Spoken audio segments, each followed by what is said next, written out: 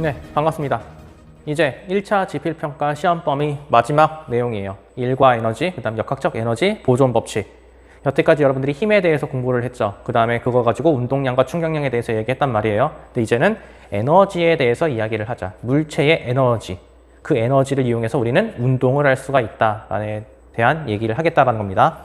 그러면 먼저 일에 대해서 이야기를 해드리죠.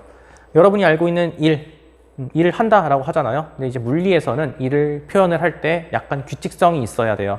그 법칙을 따라야지만 우린 일을 한다라고 얘기를 합니다. 그래서 보면은 일이라고 하면 물체에게 힘을 가하는 겁니다.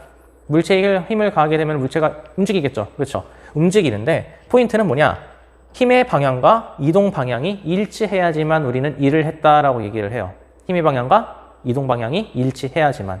이게 어떤 말을 하는 거냐면은 만약에 물체가 있는데 이 물체에게 뭐 제가 힘을 가할 수 있겠죠. 힘을 가해가지고 작용점이 물체에게 찍히고 뭐 이런 식으로 F라는 힘을 가했어요. 그럼 얘가 이제 움직일 거란 말이야. 근데 내가 얘를 들어 올릴 만큼의 대각선으로 힘을 가하진 않았습니다. 대각선으로 힘을 가하진 않아가지고 얘가 그냥 땅바닥에서 질질 끌려가지고 이쪽으로 이동하는 거예요. 이쪽으로. 그냥 수평 방향으로 이동을 했다.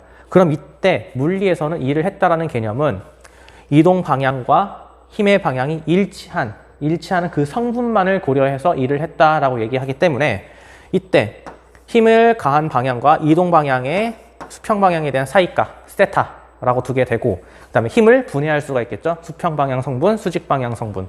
그래서 분해를 해서 수평 방향에 대한 힘을 분해하게 되면은 얘는 F 코사인을 해야 되겠죠. 코사인.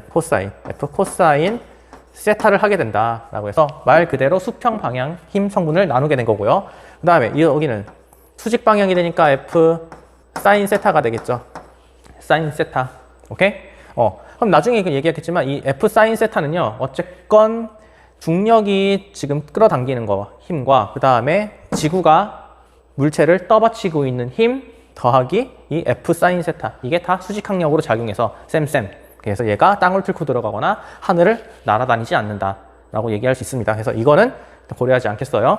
F 코사인 세타만 따져봅시다. 물체는 S만큼 이동을 했어. S만큼 이동했는데 그때 수평 성분으로 가해진 힘의 크기는 F 코사인 세타다. 라고 해서 이때 1을 계산하게 되면은요. 1이라는 것은 힘 곱하기 이동거리라는 거예요. 힘 곱하기 이동거리. 근데 그냥 이런 공식이 나오는 게 아니라 원래 1이라는 것은요. 여기다 쓸게요. W는 힘 방향까지 고려해야 된다고 했죠. 방향까지. 그 다음에 힘과 위치 변화량의 내적입니다. 내적. 그래서 물리에서는 이 내적 표현을 하게 되면은 얘를 이제 크기로 표현할 때 Fs하고 코사인 세타가 붙는 거예요. 코사인 세타. 이게 의미하는 게 뭐겠어? 수평 방향 성분만 고려해라. 그리고 우린 이것을 1이라고 하겠다. 오케이? 그렇게 따진다라는 거예요. 그러면 이제 여러분이 또 하나 구분지어야 할 게 있는데요. 어떤 게 있냐? 물체가 이렇게 있는데 꼭 물체에 한 가지 힘만 작용하는 건 아니겠죠. 여러 가지 힘이 작용할 수 있단 말이에요. 그래서 노란색으로 철수가 수평 방향으로 가한 힘이다라고 해서 이렇게 적겠고요. 그 다음에 빨간색으로 할게요. 빨간색으로 영희가 이제 힘을 가할 수 있겠지. 영희가 좀 더 큰 힘을 가했다. 영희. 이 두 가지의 힘이 작용해가지고 물체가 이동할 수 있을 겁니다. 그렇죠? 그럼 여러분들은 그때 어떻게 해야 되는 거냐? 문제에서는요, 이런 식으로 물어요. 철수가 물체에게 한 일의 크기. 영희가 물체에게 한 일의 크기. 이런 식으로 물어본단 말입니다. 그럼 여러분들은 그때 어떻게 계산하면 되는 거냐? 만약에 물체가 S만큼 이동했어요. S만큼. 그럼 고민하지 마시고요. 그때 일 구하려고 하면은 W, 철수가 물체에게 한 일은 철수가 가한 힘. F 철 곱하기 그냥 이동거리를 하면 되는 겁니다. 그냥 이동거리. 그리고 물리학 1에서는요. 이러한 평면 상황, 2차원 상황의 문제를 묻지 않아요. 2차원 상황은 나오지 않으니까 우리는 그냥 단순하게 1차원 상황만 고려하면 된다. 그렇기 때문에 대각선 힘을 고려할 일이 없겠죠. 그럼 당연히 이 코사인 세타는 무조건 코사인 빵은 1이죠. 1이기 때문에 2를 구하는 수식에서 2를 구하는 공식에서 코사인 세타가 그냥 1로 나오기 때문에 FS다라고 이렇게 공부하신다는 겁니다. 오케이? 됐어. 그러면은 어쨌건 두 힘이 작용해가지고 물체가 S만큼 이동했는데 여러분이 여기서 이제 생각을 하면 꼭 공부하신 분들이 그렇게 고민하게 될 거예요. 어떤 고민하냐? 철수와 영희가 각각 지금 물체에게 힘을 가해가지고 이동한 건데 이 이동 거리는 어쨌건 이 두 녀석이 모두 힘을 합쳐가지고 이동한 거리인 거 아니냐. 그러니까 만약에 이때 철수가 한 일을 계산하려고 하면은 철수의 힘만 고려해가지고 철수의 힘만 고려했을 때 얘가 이동할 수 있는 거리를 계산한 다음에 그 이 계산한 S, 이 S 뭐 S 철이라고 할게요. 얘를 여기다 대입해야 되는 거 아니냐. 뭐 이렇게 고민하시는 분들이 있단 말입니다. 그게 아니다. 그럴 필요가 없다. 라고 미리 알려드릴게요. 이런 거 고려할 필요가 없이 물체가 최종적으로 두 힘을 받아서 동시에 움직인 이 거리 S를 그냥 여기다가 적어주시면 되는 거예요. 그럼 당연히 W, 영희는 F, 영희 곱하기 S를 하면 되겠죠. 이거에 대한 증명은요, 나중에 이제 운동 에너지를 설명할 때 그때 다시 증명을 할게요. 오케이? 이때 일단은 지금 따로따로 계산하는 법을 아셔야 한다라는 겁니다. 그리고 1이라고 하면 항상 내가 힘을 작용한 방향과 이동 방향이 일치해야지만 일을 한다라는 거예요. 혹여나 철수가 지금 이쪽으로 힘을 가했어. 근데 영희가 이쪽으로 힘을 가한 게 아니라 여기로 이렇게 적을게요. 파란색으로 엄청나게 강한 힘을 여기다 가한 거야. 영희.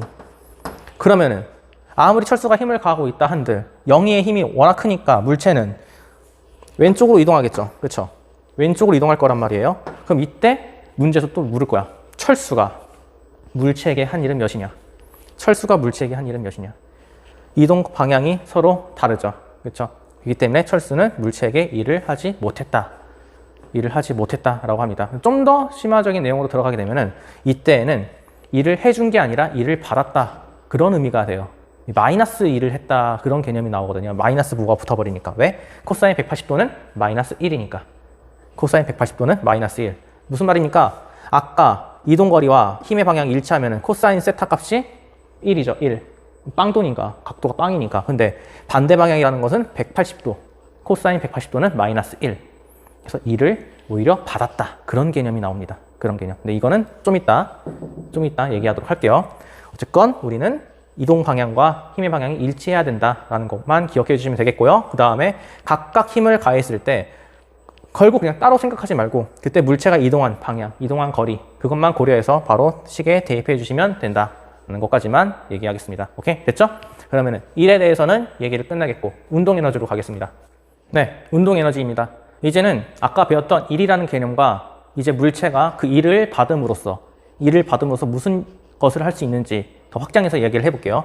여기 나와 있는 대로 힘이 물체에게 일을 했단 말입니다. 힘이 물체에게 일을 했어. 여기서 제가 주어를 힘이라고 얘기한 이유는 철수가 가한 힘이 있을 거고 영희가 가한 힘이 있을 거란 말이에요. 모두 동일한 힘이 아니죠. 그렇죠? 그리고 철수가 힘을 가한 건지 영희가 힘을 가한 건지 그게 구분이 명확하지 않을 때가 있단 말이에요.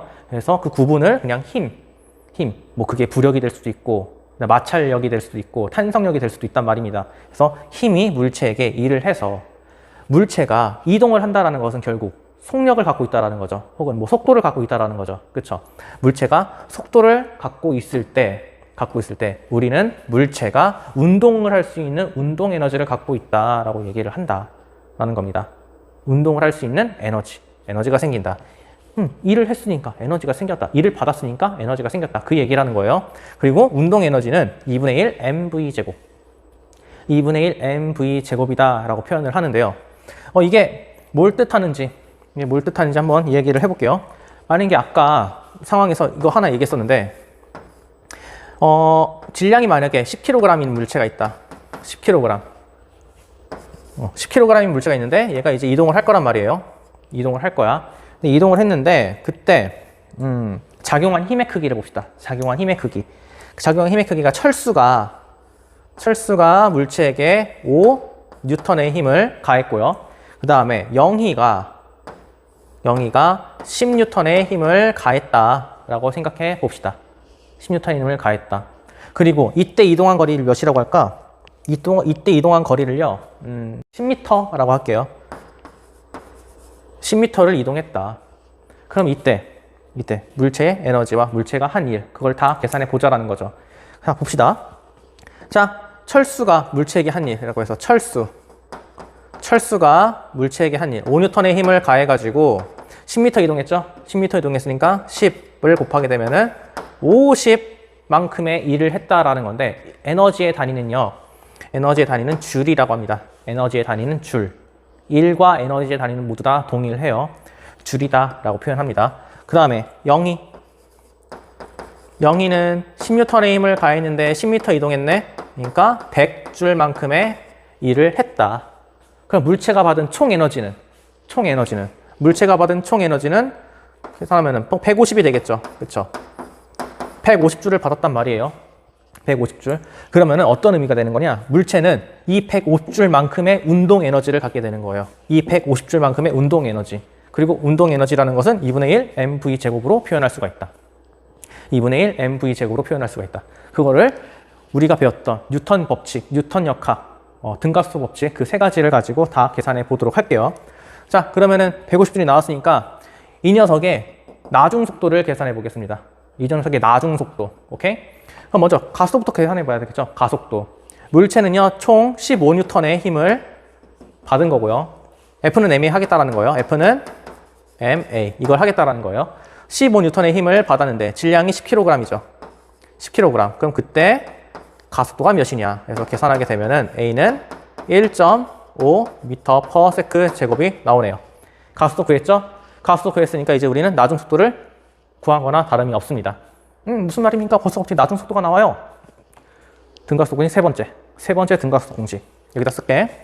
EAS는 나중 제곱 빼기 처음 제곱. 이걸 쓰겠다라는 거죠. 그럼 그대로 대입해 볼게요.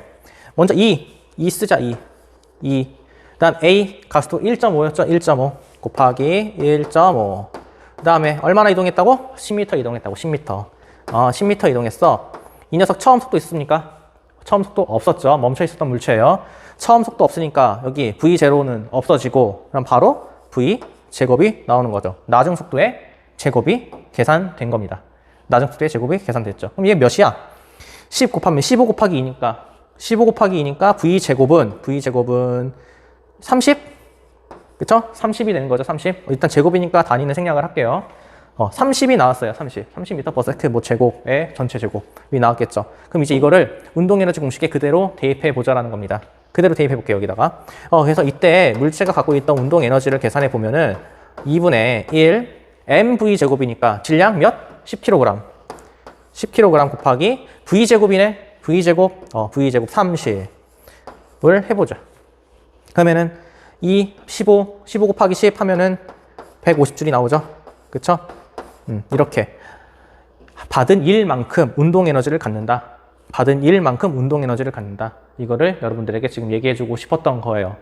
그러면은 이 운동 에너지 공식은 어떻게 증명이 된 것이냐라고 해서 고등학교 수준에서 정말 간단하게 증명을 해보이면요, 그냥 우리가 배운 전개념을 따라가면 되는 거예요. 물체에게 일을 해주면은 그 일을 받은 만큼 물체는 운동 에너지가 생긴다라고 했으니까 Fs를 계산해서 이 운동 에너지가 튀어나오면 된다라는 거죠. 그렇죠?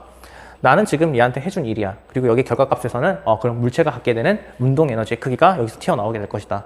그러면은 Fs를 해야 되는데 이 힘이라는 것은 MA였죠. 그렇죠? MA. 그다음에 이동거리니까 S 붙여요. 오케이. 그리고 일정한 힘을 가하고 있는 운동이니까 일정한 힘. 여기 핵심 그겁니다. 일정한 힘이라는 거. 일정한 힘을 가하고 있는 운동이니까 얘는 당연히 등가속 공식을 따르게 될 것이고, 등가속 공식 세 번째 거 EAS는 V제곱 마이너스 V0의 제곱이 있단 말입니다. 있는데 처음 속도 있어 없어? 없죠. 그렇죠? 처음 속도 없으니까 얘는 지워주시고, 나중에 공부할 때에는 이제 처음 속도도 있는 상황을 고려해서 계산하게 됩니다. 그래서 그거는 나중에 기출문제가 있으면 그때 풀어보도록 할게요. 그럼 얘가 있으니까 얘를 다시 표현해서 AS로 정리할 수 있겠죠. 얘를 AS로 정리하면은 AS라는 것은 2분의 1 V 제곱이네. 이걸 여기다 대입해요. 여기다 대입하면은 얘는 2분의 1 M V 제곱이 나온다라는 거죠. 오케이? 간단하죠? 이렇게 해가지고 내가 물체에게 일을 해주면은 그 받은 일만큼 물체는 운동 에너지를 갖는다. 이렇게 기억해 주시면 되겠습니다. 오케이? 간단하죠? 간단한 내용이에요. 그러면은 한번 지우고 나서 다시 한번 이야기를 해보도록 하죠. 네, 이제 우리가 주목해야 되는 거는요, 물체에게 일을 해주면은 물체는 운동 에너지를 갖는다라는 개념이란 말이에요. 그럼 이 상태에서 일이라고 하면 어떠한 힘이 물체를 이동시켰을 때 힘의 방향과 이동 방향이 일치하면은 물체에게 일을 해줬다 라고 얘기를 했습니다. 그럼 여기서 상황을 뭐 얘기해 주려고 하는데요. 만약에 어떤 사람이 뭐 책을 이렇게 들어 올렸어요. 들어 올린 상황에서 물체에게 작용하는 힘을 관찰해 보면은 물체는 지구 중력을 받아서 아래쪽으로 mg라는 힘을 받고 있겠죠. 그렇죠? 이러한 힘을 받고 있는 상태에서 그때의 높이가 h다 라고 두자라는 겁니다. 그럼 이 상태에서 두고 있을 때 얘는 비록 가만히 있지만 지금은 내가 이렇게 또아치고 있으니까 가만히 있지만 내가 손을 놓는 순간 중력이라는 힘을 받아서 아래쪽 방향으로 내려가게 될 거예요. 오케이? 중력이라는 힘을 받아서 아래쪽 방향으로 내려가게 될 것이다. 얼마큼 내려갈 거냐? h만큼 내려가겠죠. h만큼 내려가겠다. 그럼 이 상황을 수평 방향으로 다시 한번 그려볼게요. 이 물체가 h만큼 이동을 할 건데 그때 작용한 힘의 크기가 mg다. 그러니까 중력과 똑같다. 그럼 아까 우리 처음 배웠던 일의 상황과 뭐가 달라요? 똑같죠. mg라는 힘을 줬는데 물체가 h만큼 이동했다. 그리고 힘의 방향과 이동거리의 방향이 일치한다. 일을 하게 된 거잖아요. 일을 하게 되었다. 다시 얘기해서 중력이 물체에게 일을 해줬다라는 겁니다. 중력이 물체에게 일을 해줬다. 근데 내가 이렇게 떠받치고 있을 때 중력이 물체에게 일을 해줬어요? 그쵸? 이 떠받치고 있을 때는 일을 해주지 않았단 말이에요. h만큼 내려가야지 W는 Fs다라고 해서 S라는 값이 만들어지기 때문에 일을 했다라고 할 수가 있는데 지금은 힘만 있지 이동거리가 없어요. 내가 떠받치고 있으면은 아직 물체에게 일을 해주지 않았다. 다만 내가 놓는 순간 중력은 물체에게 일을 해줄 수 있다라고 하는 겁니다. 아직 물체에게 제공되지 않은 힘, 힘이라고 하는 저장된 에너지, 물체가 받을 수 있는 에너지, 잠재되었다. 잠재된 능력이 있는 거야. 이 물체는 이만큼 높이에 있으면은 중력에 의해서 일정한 에너지를 가질 수 있는 잠재된 능력이 있어. 그래서 그것을 우리는 잠재된 에너지, 포텐셜 에너지다라고 얘기를 해요. 다시 얘기해서 저장된 에너지. 결국 물체가 가질 수 있게 되는 에너지. 그것을 우리는 포텐셜 에너지다라고 한다. 근데 이 포텐셜 에너지 주체가 누구냐고? 중력이 제공해주고 있는 거잖아요. 중력이 제공해줬기 때문에 이것을 우리는 중력 포텐셜 에너지 이렇게 얘기를 한다라는 거예요. 다시 얘기해서 우리가 물체를 그냥 이렇게 들어 올렸다라는 모든 행위 자체가 이 물체는 이만큼 높이만큼의 포텐셜 에너지를 갖고 있다라고 할 수 있다라는 거죠. 놓는 순간 중력이 얘를 일정한 힘을 가해서 아래쪽 방향으로 내려줄 거니까, 일을 해줄 거니까. 그래서 그것을 포텐셜 에너지다라고 한다. 그래서 이걸 표현할 때 mgh라고 쓰게 되는데요. mg는 말 그대로 중력이기 때문에 중력 포텐셜 에너지가 중력. 그 다음에 그것 때문에 내려간 높이 h. 결국 얘는 fs죠. fs를 쓴 거와 똑같은 거예요. 그것을 우리는 중력 포텐셜 에너지다라고 얘기를 한다는 겁니다. 그럼 이제 이것과 운동 에너지 관계에 대해서 이야기를 해볼게요. 네, 운동 에너지와 포텐셜 에너지, 그러니까 중력 포텐셜 에너지에 대해서 관계에 대해서 얘기를 할 건데, 아까 상황 보면은 사람이 뭐 책을 들어 올렸어요. 이렇게 쓰지 말자. 책을 들어 올린 상황에서 지켜보게 되면은 이 물체가 결국 h만큼 떨어질 수 있겠죠. 그렇죠?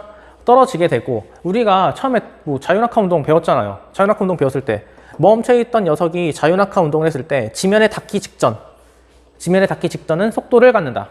그렇죠? 속력을 갖겠죠. 떨어지게 됐으니까. 그렇죠? 그래서 속력을 갖는다라는 것은 이 물체가 운동 에너지를 갖고 있다라고 표현할 수 있다라는 겁니다. 운동 에너지를 갖고 있다.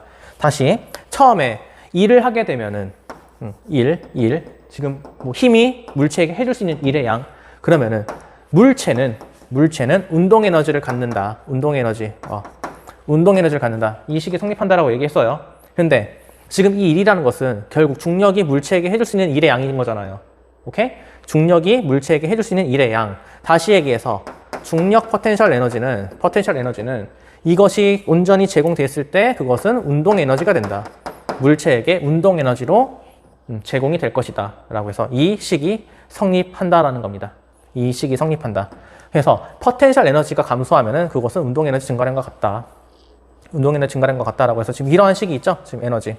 자, 얘는요 좀 이따 얘기하겠지만 역학적 에너지라고 합니다. 역학적 에너지. 물체가 가질 수 있는 모든 에너지를 적은 게 역학적 에너지가 되는 거예요. 역학적 에너지. 그리고 그 역학적 에너지는 뭐가 있겠어? 이러한 잠재된 에너지. 그리고 이미 물체가 이를 제공받아서 이미 갖고 있는 운동 에너지 이 두 가지로 표현을 할 수가 있다. 이 두 가지로 표현할 수 있다. 자, 중력 포텐셜 에너지 더하기 운동 에너지 이 두 가지로 표현을 할 수 있다라는 거예요. 그러면은 내가 이렇게 처음에 이렇게 떠받치고 있을 때에는 운동 에너지가 없죠. 그렇죠? 운동 에너지가 없어. 그래서 그때 포텐셜 에너지의 값을 중력 포텐셜 에너지의 값을 만약에 뭐 10줄이라고 할게요. 10줄. 이만큼 있을 때는 지금 중력 포텐셜 에너지 값을 10줄 갖고 있어.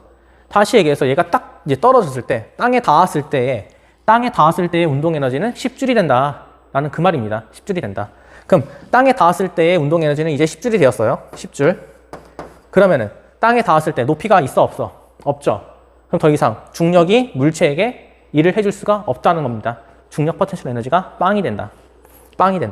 여기서는 운동 에너지 빵이었는데 이제는 중력 포텐셜 에너지가 빵이다. 다시 얘기해서 포텐셜 에너지의 감소량은 운동 에너지 증가량과 같다. 이게 항상 성립한다. 얘가 어느 높이에 있던 간에 이 높이에서 여기 높이에서 갖고 있는 운동 에너지가 있고 포텐셜 에너지가 있겠죠. 그 다음에 이 위치에서의 운동 에너지가 있고 포텐셜 에너지가 있잖아요. 얘네 둘을 다 더한 값은 항상 일정하다. 운동 시작 전 물체가 갖고 있던 에너지 총량, 역학적 에너지 양과 동일하다라는 것을 얘기해 준다라는 겁니다. 오케이? 어떤 의미인지 아시겠죠? 그래서 이걸 좀 더 복잡하게 얘기를 해볼게요. 네, 여기 지금 그 그림이 흐려가지고 잘 보일지 모르겠는데 지금 여기서는 질량이 m이고요. 처음 속도가 없네요. V0 값이 처음 속도 값이 빵인 그런 상태를 얘기해주고 있고 V1, 그다음 V2 그렇게 맨 마지막 속도니까 V다 라고 이렇게 제공해주고 있고 그 다음에 처음 높이니까 처음 높이를 H0로 뒀고 그 다음에 여기 이 구간에서의 높이를 H1 그 다음에 이 구간에서의 높이를 H2 이렇게 얘기해주고 있습니다. 그럼 이때 물체의 역학적 에너지를 먼저 써볼게요. 물체가 갖고 있는 운동 에너지와 포텐셜 에너지 운동 전 상황에서 맨 꼭대기에 있을 때 역학적 에너지를 먼저 써보겠다라는 거예요. 그러면은 역학적 에너지는 포텐셜 에너지 더하기 운동 에너지가 될 것인데 이때 운동 전 상황을 보면은 처음 속도가 없죠. 처음 속도가 없으니까 여기 운동 에너지 이거 불러봅시다. 2분의 1 mv 제곱. 처음 속도인데 속도가 없으니까 운동 에너지가 없죠. 그럼 온전히 중력이 물체에게 줄 수 있는 포텐셜 에너지만 남아 있습니다. 포텐셜 에너지 몇이야? 보자. 질량 m, 그 다음 중력은 g니까 mg, 다음 h. 어느 높이 있냐? h0만큼이 있죠. h0라는 역학적 에너지를 갖고 있는 거예요. 이 물체는. 그러면 이제 운동하다 보니까 여기에 도달했어요. 여기에 도달했을 때 역학적 에너지를 다시 써볼게요. 그럼 그때의 포텐셜 에너지, 중력 포텐셜 에너지를 적어보면은 이제는 m, g, h를 써야 되는데 h1만큼의 높이에 있다는 거죠. h1, h0가 아닌 h1. 그 다음에 운동 에너지도 있을 텐데 이 운동 에너지 2분의 1 m, v를 써야 돼요. 근데 이때 v1이라는 속도를 갖고 있다. v1의 제곱을 갖고 있다. 그래서 얘기하고 싶은 건 뭐냐? 운동 전의 역학적 에너지와 지금 운동 상황이죠. 운동 상황일 때 이 역학적 에너지의 값 크기는 동일하다. 얘네들은 일정하다라는 걸 얘기해주고 싶은 거예요. 오케이, 한 번 더 가볼게요. 그 다음에 더 떨어졌어. 한 번 더 떨어지다 보니까 이제 여기에 도달했어. H2. 그럼 이때도 역학적 에너지를 써보는 거예요. 먼저 포텐셜 에너지 M, G, H2. 그 다음에 운동 에너지 써보자. 얘는 2분의 1 M, V, 2의 제곱. 이렇게 쓸 수 있겠죠. 마찬가지로 이 값과 이 값은 다 일정하다. 역학적 에너지가 된다라는 거예요. 다음 마지막 바닥에 닿기 직전 높이가 없죠. 높이가 없으니까 이제는 포텐셜 에너지가 빵. 그 다음에 더하기 2분의 1 m v 제곱. 마지막 속도는 v니까 이게 된다. 다시 얘기해서 결과적으로 mgh0는 여기서 얘기하고 있는 2분의 1 mv 제곱과 같은 값이다 라는 걸 얘기해 주고 있죠. 오케이? 그래서 아까 쓴 내용과 동일하다. 그리고 여기 있는 것들은 그 운동의 중간값에 해당하는 역학적 에너지인데 그 값은 어차피 다 동일하다. 동일하다. 그것을 얘기해주고 싶었습니다. 그래서 이게 마지막 우리가 최종적으로 얘기하고 싶은 역학적 에너지 보존이 되는 거예요. 외력이 작용하지 않으면, 뭐 외부의 에너지 전달이 없으면 항상 물체가 갖고 있는 역학적 에너지는 보존이 되어야 한다. 라는 것을 얘기해주고 있습니다. 그래서 여기까지가 중력 포텐셜 에너지와 운동 에너지 내용이 되겠고요. 한 가지 더 에너지가 있어요. 탄성 포텐셜 에너지. 그래서 그거에 대해서 설명해 드리겠습니다. 네, 탄성 포텐셜 에너지를 설명하려고 해요. 근데 그 전에 앞서 우리가 지금까지 얘기했던 물체에게 힘을 제공했을 때 힘이 물체를 이동시키면은 일을 해주면 물체는 운동 에너지를 갖는다. 혹은 중력이 물체를 떨어뜨리면은 물체는 운동 에너지를 갖는다라고 해서 일의 개념으로 접근을 했어요. 여기서 차이점은 뭐냐? 특징은 뭐냐? 우리가 가했던 물체에 가했던 힘 F와 그 다음에 중력이 물체에 가했던 힘, 지구가 물체에 가했던 중력이라는 힘 mg는요 일정한 힘이에요. 일정한 힘. 그렇죠? 그래서 등가속 공식을 적용해가지고 얘네 둘을 이용해가지고 등가속 공식을 적용해서 계산해 보니까 그때 물체가 갖게 되는 2분의 1 m v 제곱도 유도해냈잖아요. 그렇죠? 이를 받은 만큼 운동 에너지를 갖는다라고 얘기했단 말입니다. 근데 이제는 용수철에 의한 탄성력을 가지고 에너지를 얘기할 건데요. 탄성력은 좀 특이해요. 기존에 우리가 알고 있던 힘들과는 다릅니다. 뭐가 다르냐? 힘이 용수철의 늘어난 길이 혹은 압축된 길이에 비례해서 점점 증가한다는 거예요. 힘이 일정한 힘이 아니라는 거죠. 다만 일정한 힘은 아니지만 다만 정비례하는 값으로 늘어난 길이 혹은 압축된 길이에 정비례하는 관계로 탄성력이 만들어진다라고 해서 이러한 그래프가 만들어져요. 그래서 탄성력의 크기만을 고려할게요. 탄성력의 크기. 뭐 우리가 아직 고등학교 물리학 원이니까 탄성력의 뭐 복원력 개념은 아직 도입할 필요가 없다라고 저는 생각을 합니다. 그래서 복원력의 개념을 무시하고 탄성력의 크기만을 고려해서 보게 되면은 탄성력이라는 것은 K는 용수철 상수예요. 그냥 상수. 그다음 S는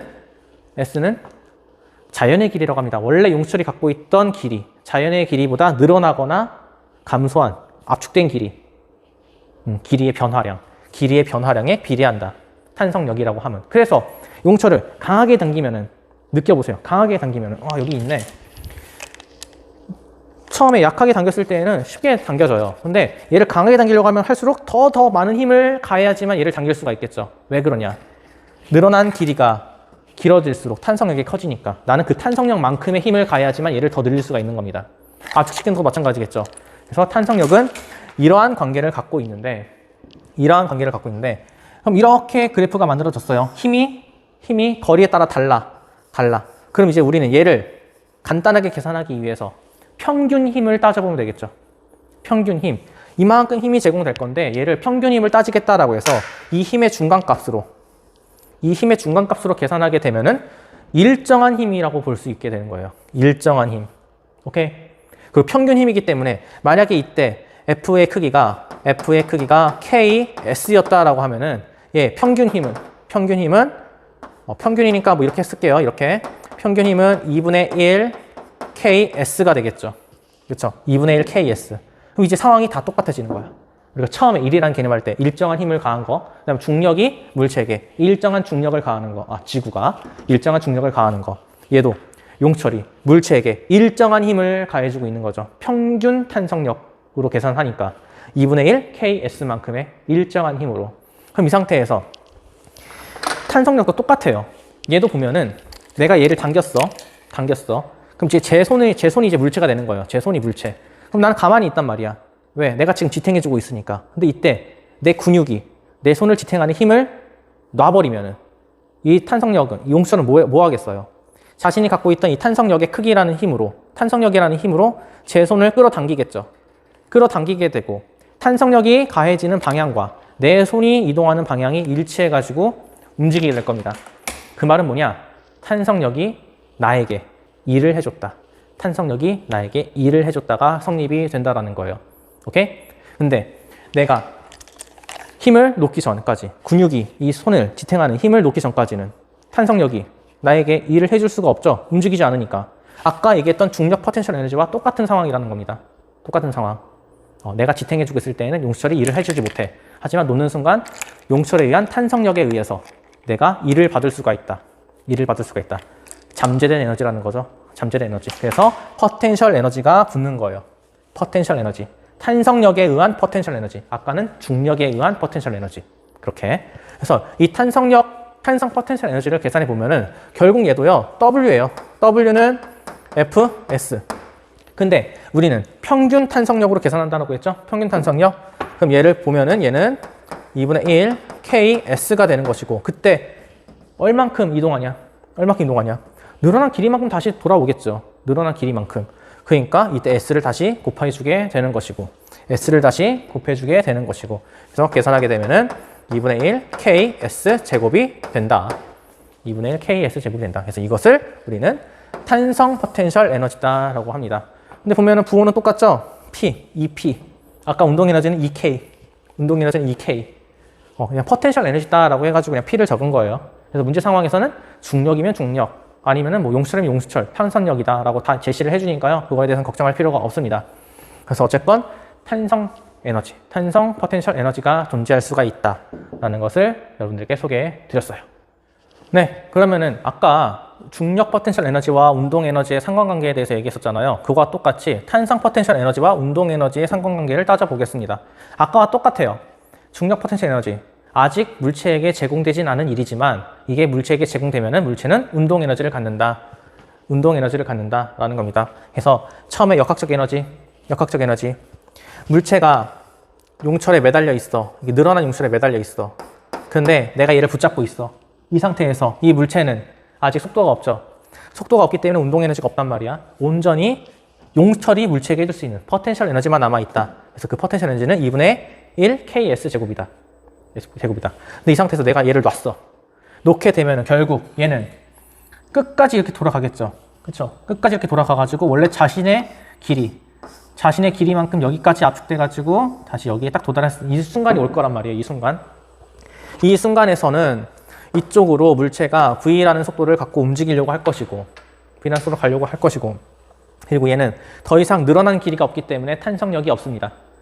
탄성력이 없다라고 하면 탄성 포텐셜 에너지가 없다라는 거죠. 자, 그럼 여기서 주목해야 되는 거는요, 뭐 여기까지는 물을 일은 없을 거지만 여기서 용수철은요 관성에 의해서 더 압축이 될 거예요. 자신의 자연의 길에서 멈추는 게 아니라 다시 반동에 의해서 압축이 됩니다. 압축이 됐을 때에는 탄성력의 방향이 이쪽이 되죠.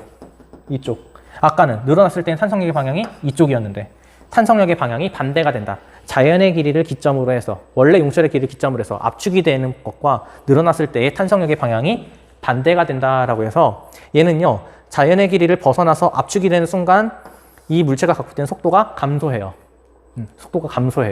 힘의 방향과 운동 방향이 반대니까. 그래서 지금 자연의 길이인 이 상태에서의 운동 상태를 얘기하겠다라는 겁니다. 이 상태. 압축되는 상황이 아니에요. 최대로 압축됐을 때의 상황을 얘기하려고 하는 게 아니라 딱 용수철의 원래 길이까지 도달했을 때 그 순간을 얘기하려고 하는 거다.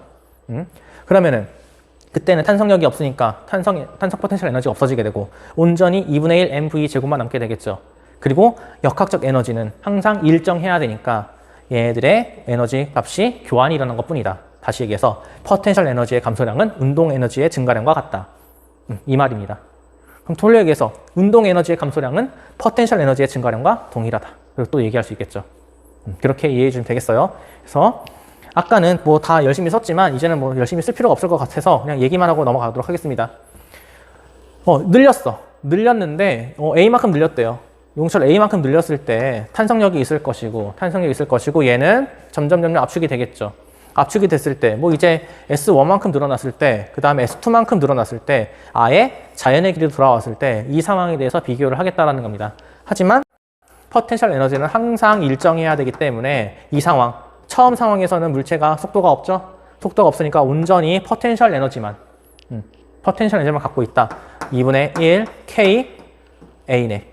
A 제곱이라는 포텐셜 에너지, 탄성 포텐셜 에너지만 갖고 있는 것이고요. 그 다음에 중간 과정을 생각할게요. 맨 마지막 가게 되면은 맨 마지막에서는 늘어난 길이가 없으니까 탄성 포텐셜 에너지는 없고 온전히 운동 에너지만 남게 된다. 그래서 운동 에너지 2분의 1 mv 제곱만 남게 된다. 그리고 얘네들은 외부로부터 에너지 손실이 없건 그 다음에 뭐 마찰 그런 거 존재하지 않는 이상 얘네들은 항상 일정할 수밖에 없다. 역학적 에너지 보존이 성립한다라는 겁니다. 네, 그러면은 역학적 에너지 보존에 대해서 이야기를 해보도록 하죠. 오늘 좀 내용이 길어요. 이제 다 왔습니다. 역학적 에너지 보존. 여태까지 얘기했던 중력 포텐셜 에너지, 탄성 포텐셜 에너지, 그다음 운동 에너지까지 다 토탈 해가지고 물체가 처음에 갖고 있던 에너지의 양과 운동 후 에너지의 양이 동일하다. 역학적 에너지는 항상 보존이 되어야 한다라는 것을 얘기해주고 있습니다. 근데 이게 조건이 있어요. 조건이 있어요. 외분에 대한 에너지 출입이 없는 경우. 그게 뭐가 있을까? 마찰. 마찰. 대표적으로 마찰이 있는데요. 그 마찰이 어떤 걸 의미하는지 얘기를 할게요. 내가 얘한테 일을 해줄 거야. 일을 해줘서 움직일 거야. 근데 만약에 마찰이 있다라고 하면은 그 마찰은 마찰력이죠? 마찰력. 마찰력이고 마찰력은 운동을 방해하는 힘이기 때문에 운동 방향과 반대되는 방향으로 힘을 가한다라는 거예요. 그치? 그럼 얘는 뭐야? 얘는 뭐야? 다시 얘기해서 얘는 지금 마찰력이 F라는 힘으로 가해지고 있는데 물체는요 오른쪽으로 이동했어요. 오른쪽으로 이동했으니까 이 녀석 마찰력이 지금 물체에게 해준 일을 보면은 마찰력이 물체에게 해준 일, 이 W를 계산해 보면은 마이너스 F S가 된다라는 겁니다. 코사인 180도는 마이너스 1. 마이너스. 어떻게 해석하게 되는 거냐? 물체에게 일을 해준 게 아니라 물체에게 일을 뺏었다. 에너지를 뺏었다. 에너지를 뺏은 게 되는 거예요. 에너지를 뺏었다. 그러면은 원래 물체가 갖고 있던 역학적 에너지가 빼앗긴 거죠. 그 일부가 지금 빼앗겼다. 빼앗기가 된 것이고요. 이때 마찰력이 해준 일, 이것은 어디로 빠지게 되는 거냐? 얘는 열 에너지로 빠지게 됩니다. 열 에너지. 당연한 거예요. 뜨끈뜨끈하죠. 그쵸? 뜨끈뜨끈하죠. 마찰이 있으면은 열 에너지가 된다. 열 에너지. 공기저항 있죠? 공기저항도 결국 열 에너지로 빠지게 되는 거예요. 또 얘가 이렇게 운동하려고 하는데 갑자기 여기 실내 온도가 감소할 수도 있고 실내 온도가 갑자기 뜨거워질 수도 있잖아요. 그렇죠? 외부의 열이 출입이 될 수 있을 거고 공급이 될 수도 있는 상황. 그런 상황도 다 결국 열 에너지가 되는 것이고요. 외부로부터 에너지 출입이 생기게 되면은 마찰에 의한 마찰 열 에너지가 생기게 되면은 역학적 에너지는 보존되지 않는다. 보존되지 않는다. 근데 지금 이 상황은 역학적 에너지 보존 상황이기 때문에 출입이 없으면은 역학적 에너지 보존된다. 이렇게 써주고 있는 거네요. 그래서 물체가 가질 수 있는 역학적 에너지는 뭐가 있냐? 고등학교 수준에 대해서는 뭐가 있냐? 운동 에너지, 탄성력이네요. 탄성 에너지, 탄성 포텐셜 에너지, 운동 에너지, 그다음에 중력 포텐셜 에너지. 얘네들을 모두 더한 값은 일정하다. 운동 전과 운동 도중이나 운동 후나 다 일정하다. 다 더해보면 결국 일정하다. 라는 게 역학적 에너지 보존이 되겠습니다. 원래 이 파트는 실험을 통해서 해야 되는데 지금 뭐 온라인 강의다 보니까 이걸 그냥 이렇게 강의식으로만 하게 되네요. 그래서 뭐 어쩔 수 없는 것 같아요. 다 왔습니다. 이제 마지막 역학적 에너지 보존이 일치하지 않는 경우, 불일치 경우까지만 이야기하고 끝내도록 할게요. 네, 이미 우리는 다 얘기했어요. 마찰, 공기저항, 뭐 부력, 뭐 존재할 수 있겠죠. 뭐 수면 마찰, 뭐 그다음에 피부 마찰 등등등등등 모든 외부로부터 손실될 수 있는 열 에너지가 발생될 수 있는 모든 행위. 그러한 일이 벌어지게 되면은 물체가 갖고 있던 역학적 에너지는 보존되지 않는다. 역학적 에너지는 보존되지 않는다라는 거예요. 그래서 물체가 갖게 되는 역학적 에너지를 그냥 E라고 쓸게요. 역학적 에너지니까. 그리고 역학적 에너지는 뭐가 있다? 포텐셜 에너지 더하기 운동 에너지다 라고 얘기를 했었죠. 그렇죠? 근데 이 상태에서 열 에너지가 있을 수 있다. 열 에너지는 뭐라고 쓸까? 열 에너지는 T라고 적을게요. T. 열 에너지는 그냥 적을게요. 그냥 그렇게. 그러면 여기서 얘기하고 싶은 거 여기 총에너지라는 개념이 있죠. 물체의 역학적 에너지 더하기 열 에너지는 총에너지. 얘는 일정하다. 자연 법칙은요. 에너지가 갑자기 공짜로 만들어질 수가 없어요. 우리 물체가 가질 수 있는 물체가 가질 수 있는 에너지는 역학적 에너지라는 그 한정적인 값을 갖고 있겠지만 우주는요. 이미 에너지가 정해져 있어요. 더 에너지가 증가될 수도 없고 에너지가 감소될 수도 없단 말입니다. 근데 그 상태에서 우주가 가질 수 있는 총 에너지가 있겠죠. 총 에너지. 그 총 에너지를 토탈이니까 이렇게 적을게요. 총 에너지를 따지고 보면은 모든 물체가 갖고 있는 역학적 에너지가 있을 거란 말입니다. 모든 물체가 갖고 있는 역학적 에너지. 그 에너지를 2라고 쓰기로 했죠. 2가 있을 것이다. 그 다음에 그 와중에 이 물체들이 역학적 에너지를 갖고 있는데 운동을 하다 보면은 외부로부터 열이 출입돼가지고 마찰 에너지, 열 에너지로 손실이 일어날 거예요. 각각의 물체가 갖고 있던 에너지는 손실이 일어나겠지만 그때 손실이 일어날 때마다 열 에너지는 만들어진다. 열 에너지 T라고 하기로 했죠? T. 열 에너지는 만들어질 것이다. 그래서 우주가 갖고 있던 에너지는 항상 보존된다. 총 에너지는 일정하다. 라는 겁니다. 총 에너지. 근데 물리학 1 수준에서는요, 이걸 묻는 경우는 없고요. 이거 묻는 경우는 없고, 그냥 물체의 역학적 에너지가 보존되는 경우 상황, 문제를 내던가 아니면 보존되지 않는 상황이라고 해서 마찰을 줄 거란 말이에요. 물체에게 마찰이 제공됐을 때 역학적 에너지가 보존됩니까? 아니요, 보존되지 않습니다. 그렇게 얘기해 주시면 된다라는 겁니다. 어렵지 않죠? 네, 길게 해가지고 에너지 개념과 역학적 에너지 보존 내용을 다 끝냈습니다. 일단 진도는 여기까지가 되는 거고요. 그래서 이제 아직 어떻게 보면 중간고사까지 시간 많이 남아 있잖아요. 그래서 그 시간 동안은 우리 수능 특강을 바탕으로 해서 수능 특강에 남아있는 문제풀이를 하도록 합시다. 그래서 PDF 파일은 제공해 드릴게요. 일단 지금부터 차근차근 문제풀이를 해가지고 다음 시간에 뉴턴 법칙 파트부터 차근차근 문제풀이를 해보도록 합시다. 오케이, 그러면은 네, 이태원 이러니까 아마 더 연기 될 것 같아요. 다음 시간에 보도록 하죠. 수고하셨습니다.